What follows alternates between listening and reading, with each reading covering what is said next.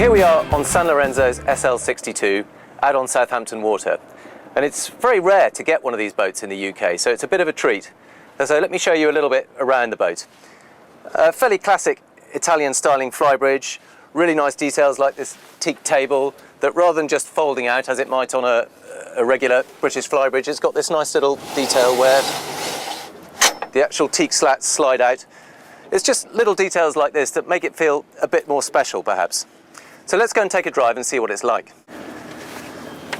So here's the helm, nice simple layout, big clear chart plotter right in front of you, twin gauges over here, a little bit of a stretch to the throttles, but it's not really a sports boat, it's more about enjoying the moment. Great big yacht style helm, about 5 turns lock to lock, so not a sports boat, but what it does feel is very, very substantial. It's got a couple of big 1100 horsepower MTU engines, and let's open them up and see how she goes. It takes a little bit of time for the turbos to spool up, but what's nice about it is there's no sudden rise up at the bow, climbing over the plane. It just nice and gradually picks up speed. We're now doing about 17, 18 knots. Not a great deal of wash around, it's a nice calm day, but you somehow get the feeling that it could just batter the waves aside, no problem. Handling is actually fairly responsive. It's not in a sports boat kind of way, but in a nice, predictable, smooth manner.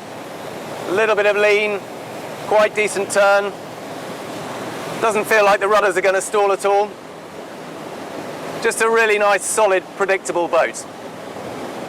The saloon of the SL62 has a rather nice, almost old school vibe to it. You won't see any exposed GRP or fancy shapes. It's just a nice, simple design with big windows, really good quality woodwork, a couple of quite tall steps up to the separate dining area. But again, it's a really good big dining table, a couple of pull-out stools underneath. So it's like you've got 2 totally separate spaces rather than a single big open plan area. Well, here we are in the owner's cabin of the Sanlorenzo SL62, and as you've just seen, one of the more remarkable features is a full-size walk-in wardrobe. It's not often you get something quite that special.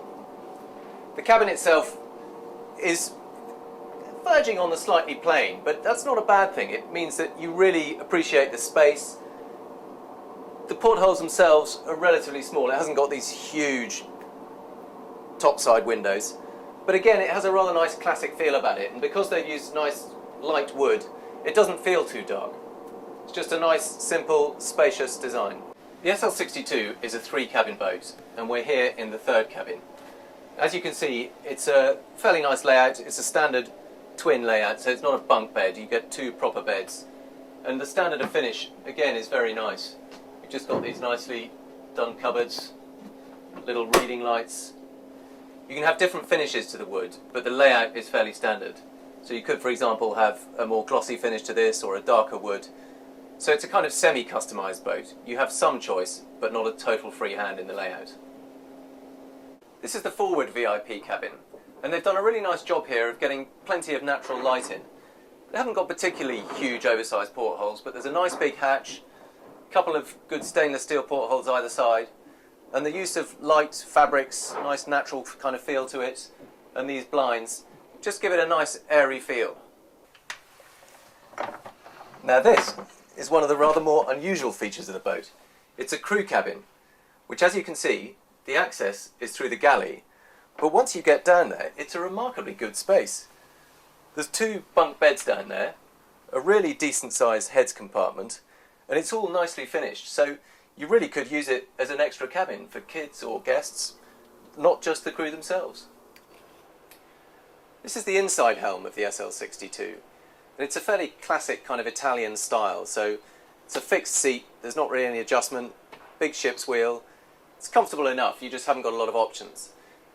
Be nice to get a little bit of fresh air in here. I know you've got the upstairs helm if you need it, but the sealed windows and quite big frames and surrounds just make you feel a little bit hemmed in. Some nice features though. We've got this little elevating screen for all the ship's systems, so you can keep an eye on them.